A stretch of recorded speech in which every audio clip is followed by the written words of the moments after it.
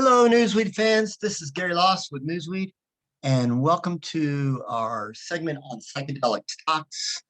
I just want to share some information that I think you might find helpful if you're going to invest in psychedelic stocks. So, first of all, the first thing you need to know is to do your homework, right? Because I'm definitely not an expert. I'm still looking around this crowded field, or increasingly crowded field of psychedelic stocks to see which one I want. I'm going to make a decision pretty soon here. But do your homework, consult experts if you need to, and just understand that there's a risk with stocks in general, and especially with psychedelic stocks, because they tend to be a bit on the volatile side. Okay. So with that caution in mind, let's go forward. So first of all, when you're looking at psychedelic stocks, keep in mind that performance is kind of a mixed bag or a cloudy picture. And by that, I mean, all of the stocks right now are sort of stagnating or stalling out in a holding pattern, if you will. There's been a little bit of a rebound in the past month. Some of them have gained a little bit, but a lot of them have declined since they started in the market, about a year ago or so.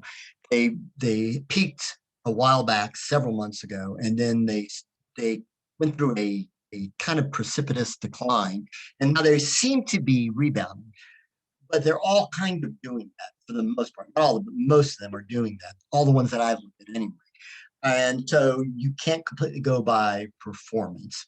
You definitely want to look at it, and you want to look at your underlying fundamentals, all of the financial statements and so forth. But I think that that's something that takes a lot of time to go through, and it's kind of boring. So what I've done is made some more strategic kind of general recommendations. And I want to share them with you. So without further ado, here they are.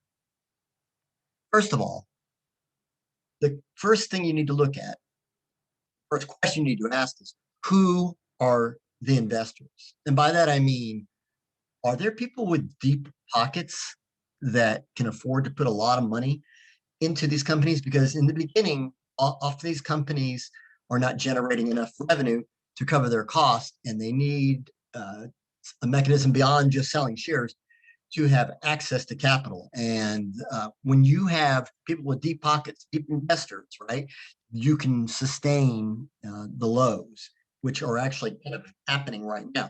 So think about that. It's not everything, but it's something to think about.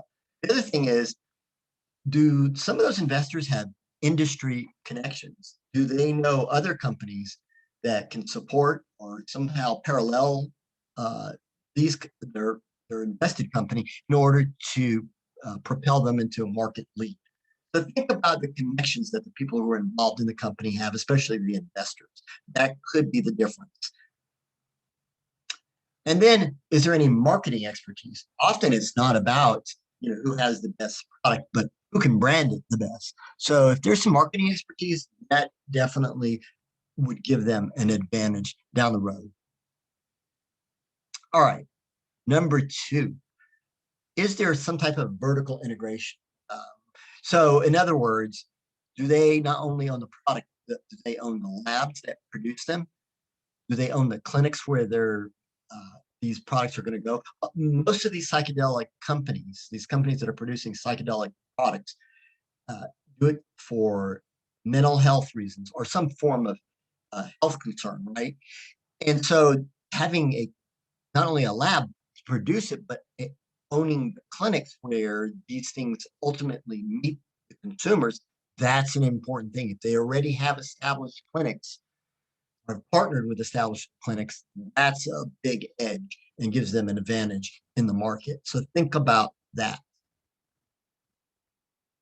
Also, do they have a robust supply chain? Can they handle all of the product, producing it and shipping it out and getting it into the right people's hands? That's something to think about. And you might have to do a little digging to find that out. But that's something to ask and to inquire about.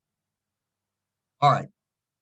Finally, I want to impart this idea of a horse race analogy. Now, in a typical horse race, the gate lifts at the same time for all the horses, although not all the horses get off to the quickest, right?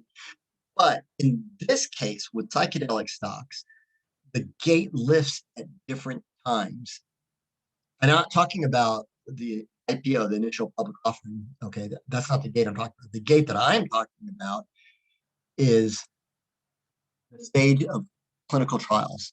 So in order to administer these products and put them into consumers' hands for therapeutic purposes, the first thing that has to happen is they have to go through clinical testing. There are multiple stages of testing depending where this is going on. This is primarily in Canada, but also in the United States.